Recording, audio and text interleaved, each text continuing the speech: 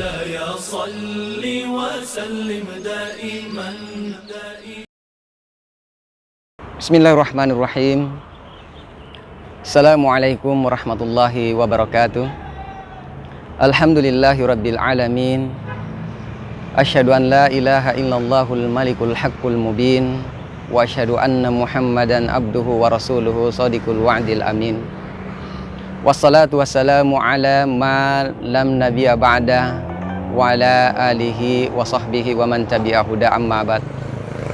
Saudara seiman seakidah, kaum muslimin dan muslimat rahimani wa rahimakumullah, dan sahabat Kamtibmas dimanapun berada, siapa sih yang di antara kita yang tidak memiliki lisan? Salah satu nikmat Allah yang sangat besar. Dengannya kita bisa merasakan lezatnya makan dan minum. Dengannya kita bisa berinteraksi dengan sesama. Bahkan semua urusan dunia kita itu hampir tidak pernah lepas dari andilnya lisan.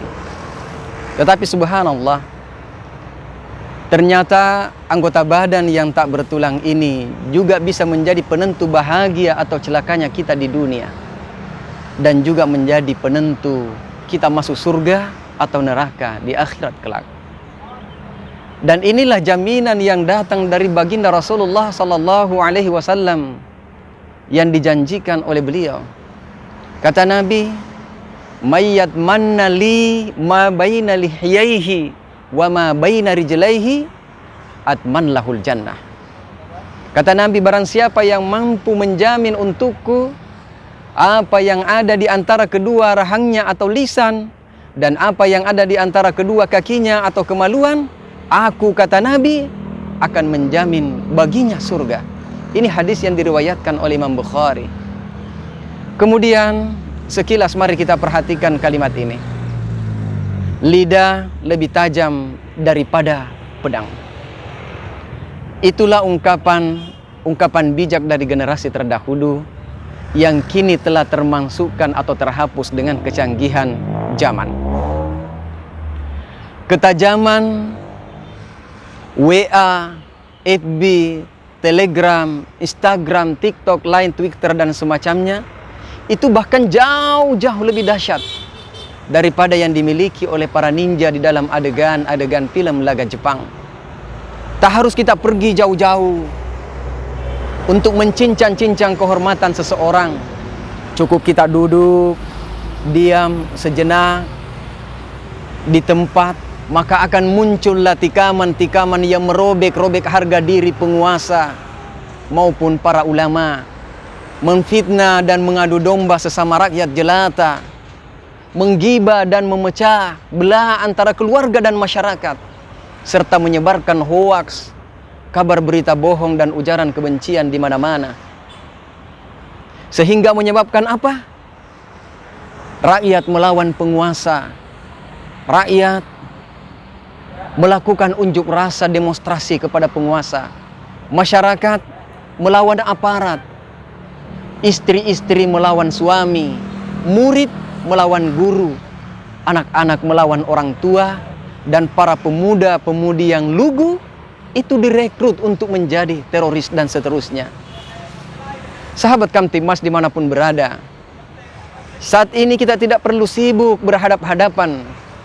Cukup dengan kelihayan dua tangan kita ini yang menari-nari di atas touch keyboard, maka terwujudlah keinginan, terlampiaskan dendam, dan tersalurkan kemarahan. Dan ketajaman dari dua tangan ini cepat atau lambat sangat berpotensi meruntuhkan bangunan negara ini, agama, rumah tangga, maupun kedamaian antara manusia. Oleh karena itu, hati-hatilah saudaraku. Nabi telah memperingatkan kita. Innal abda la yatakallamu bil kalimati ma yatabayyanu ma fiha yahwi biha bin nari ab'ada ma bainal masyriqi wal maghrib.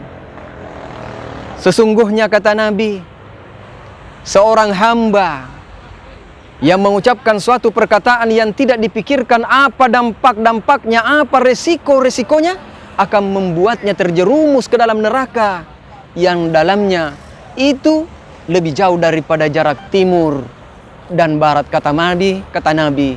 Hadis riwayat Imam Bukhari. Ingatlah juga firman Allah bahwa semua ucapan dan tulisan itu pasti dicatat. Di dalam surah Al-Qaf ayat 18, ma yalfidhu min qaulin illa ladaihi raqibun atid. Tidaklah suatu ucapan apapun yang diucapkan melainkan ada di dekatnya malaikat pengawas yang selalu hadir, kata Allah. Lantas bagaimanakah caranya agar kita bisa memanage lisan dan tangan ini agar bisa terkontrol? Maka perhatikan yang pertama, Allah sebutkan di dalam surah Al-Hujurat ayat 6. Ya ayyuhalladzina amanu in ja'akum fasikum binaba'in fatabayyanu an tusibu qauman bijahalatin fatusbihu ala ma fa'altun nadimin, kata Allah. Wahai orang-orang yang beriman, jika datang kepadamu orang-orang yang fasik membawa suatu berita, maka periksalah dengan teliti agar kamu tidak menimpakan suatu musibah kepada suatu kaum dan kau tidak mengetahui keadaannya yang menyebabkan engkau menyesali perbuatanmu tersebut, kata Allah. Yang kedua datang dari Nabi SAW. Wa man kana yu'minu billahi wal yaumil akhir falyakul khairan aw liyasmut. Barang siapa yang beriman kepada Allah dan hari akhir, kata Nabi, maka hendaknya dia berkata yang baik, yang ma'ruf, ataukah dia diam. Itu kaidah. Ini terdapat dalam hadis yang diriwayatkan oleh Imam Bukhari dan Imam Muslim. Sahabat Kamtimas dimanapun berada, saudara seiman dan seakidah, maka sungguh berbahagialah lisan dan tangan-tangan yang terampil, yang senantiasa menyuguhkan berita yang menggembirakan kaum muslimin, senantiasa menyuguhkan berita yang baik, mengingatkan yang lupa, memperbaiki yang keliru, mendamaikan pertikaian, menyebarkan ilmu dan segala yang mendatangkan manfaat duniawi dan akhirat. Sebaliknya, sungguh celaka dan binasalah kedua belah tangan para perusak, penyebar fitnah, penyebar akidah-akidah khawarij yang merupakan sumber dari terorisme dan radikalisme, pemecah belah, penghina, pengumpat, sebagaimana binasa dan celakanya kedua tangan Abu Lahab yang menggiringnya ke dalam neraka. Hampir lupa, saya dan kalian semua boleh jadi lolos dari jeratan hukuman di dunia karena kecerdikan lisan ini. Tetapi saya dan engkau dan kita semua akan dikisos oleh Allah dengan adil di hari akhirat. Maka bertaubatlah. Mari kita jadikan diri ini menjadi baiknya diri dan orang lain dengan mencintai sesama dan tidak membenci karena Allah Tabaraka wa Ta'ala. Semoga bermanfaat. Yang benar itu datangnya dari Allah Jalla wa Ala. Yang salah itu datangnya dari diri pribadi kami dan syaitan laknatullah alaih. Subhanakallahumma bihamdik asyhadu an la ilaha illa anta astaghfiruka wa atubu ilaik. Wassalamu alaikum warahmatullahi wabarakatuh.